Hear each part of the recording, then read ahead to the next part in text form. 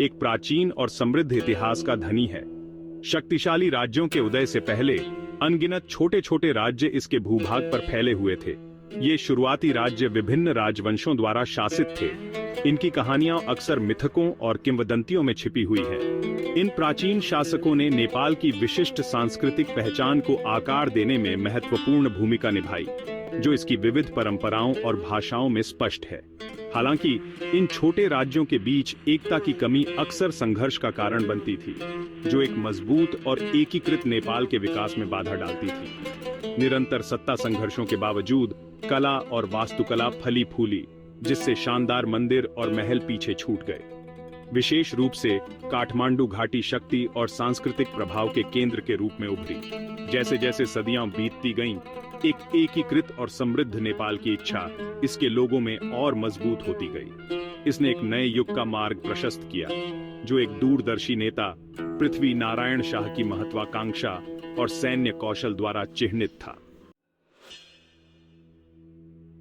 नेपाल का एकीकरण शाह वंश, विशेष रूप से पृथ्वी नारायण शाह के साथ गहराई से जुड़ा हुआ है। काठमांडू के पश्चिम में एक छोटे से राज्य गोरखा में जन्मे पृथ्वी नारायण शाह के पास एक एकीकृत और शक्तिशाली नेपाल का सपना था।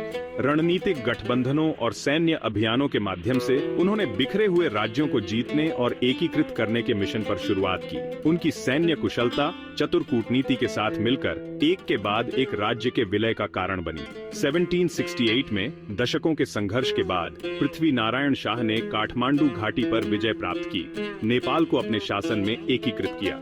इस जीत ने नेपाली इतिहास में एक महत्वपूर्ण मोड़ दिया, एक एकीकृत और संप्रभु राष्ट्र की नींव रखी। पृथ्वी नारायण शाह को अपने संस्थापक के रूप में शाह वंश ने एक मजबूत केंद्र सरकार की स्थापना की और सत्ता को मजबूत करने के लिए नीतियां लागू की।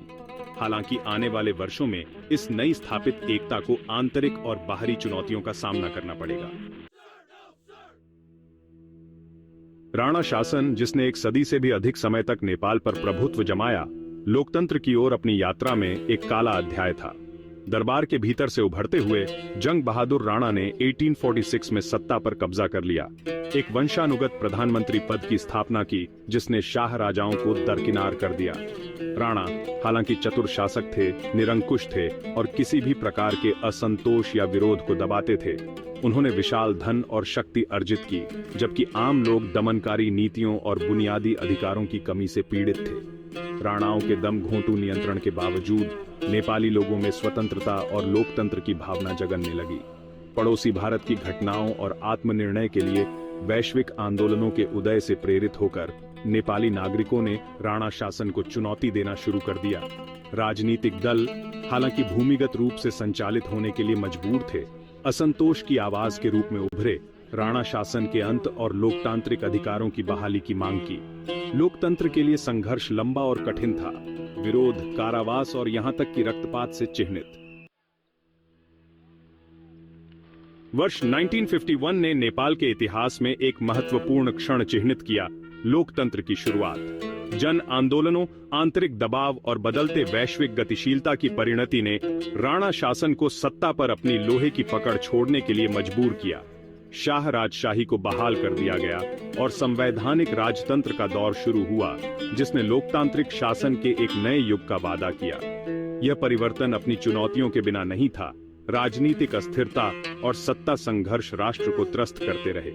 बाधाओं के बावजूद नेपाल ने लोकतांत्रिक प्रयोग की यात्रा शुरू की। एक संसदीय प्रणाली को अपनाना, एक संविधान का मसौदा तैयार करना और चुनाव कराना इस यात्रा में महत्वपूर्ण मील के पत्थर थे। हालांकि लोकतंत्र का रास्ता आसान नहीं था, जिसमें प्रतिगमन और असफलताओं के दौर थे। राजनीति में राजशाही का हस्तक्षेप, कम्युनिस्ट विद्रोह का उदय और राजनीतिक दलों के बीच सत्ता के लिए निरंतर संघर्ष ने एक अस्थिर